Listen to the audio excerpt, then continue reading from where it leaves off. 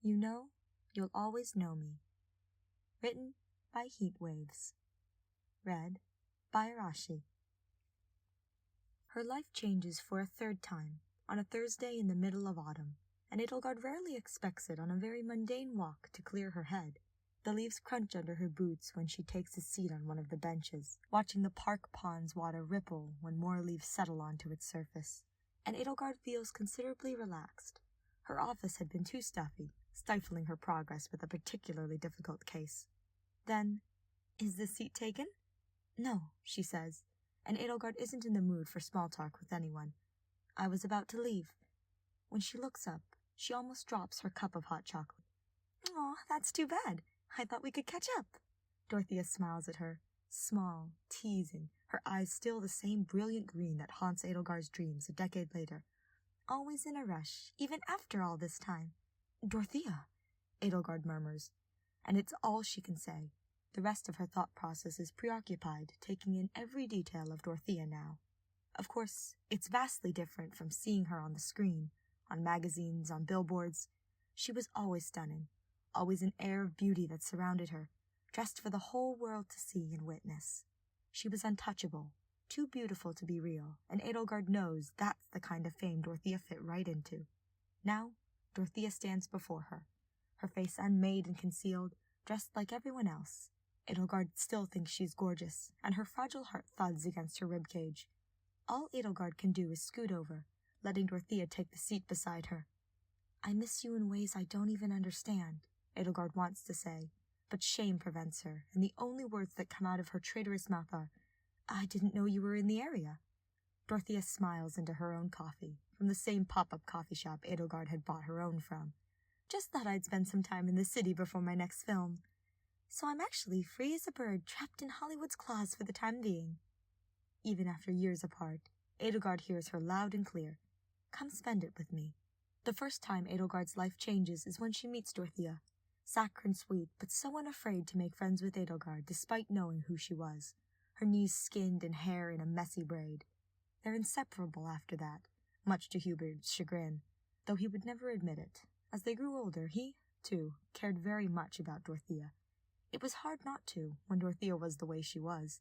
To absolutely no one's surprise, Dorothea shines the best in the school's theater club, their beloved actress and playwright, and Edelgard has never missed a show, even on days she wasn't on photographer duty for the school paper, a little sideline outside of the student council work she does on the daily. And, to absolutely no one's surprise, her favorite subject is Dorothea, who sits on the bleachers in her Carrie costume, drenched in fake blood in the same way her flowers are. She's beautiful like this, and in every other way. Edelgard can't even begin to explain it. "Someday you'll be taking pictures of me when I'm rich and famous," Dorothea says, grinning brightly, and Edelgard almost trips over herself trying to get another good angle, which is frankly not that hard. Dorothea is gorgeous. "I don't even know if I'll be taking pictures by the time that happens," she laughs, but likes the implication of being in Dorothea's bright future. "But maybe I'll keep the hobby, just so you could still be my subject." "I knew you'd still be the best in taking pictures of me," Dorothea says, admiring the newest scans of Edelgard's recent role, which had all been of Dorothea on the day they'd caught up. "Come over," Edelgard had typed with shaking fingers. "I'd like to show you something." "That can't possibly be true," Edelgard tells her with a raised brow. Dorothea has been the subject of many great photographers. Surely she'd been lying to make Edelgard feel better. Then again, Dorothea has never been one to speak anything but the truth, especially to her. "I think I would know if someone took nice photos of me," she says knowingly, and in the dark room she still radiates so much light and goodness that Edelgard can't believe she's lived years without her, that the most she'd had of Dorothea before last week was seeing her in films and commercials. Now it's hard to imagine anything else than these moments, the companionship between them, picking exactly where they left off all those years ago. "Thank you," she concedes, and is thankful of the red hue of the dark room. "I barely shoot anything these days. You know how work at the firm is." "Well, I'm flattered you kept your promise and your subject is still me." Edelgard softens, her heart aching. "Of course. I always keep my promises." The second time her life changes is when she makes Dorothea cry in front of her foster home's porch. "We'll see each other again, I promise," Edelgard says, wrapping her arms around Dorothea, who has been hit by the cursed growth spurt that never seemed to happen for Edelgard. They don't.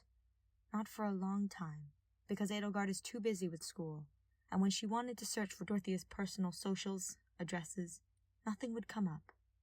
Spring arrives, and Edelgard isn't sure if she can even take any more of this little dance they've made for each other.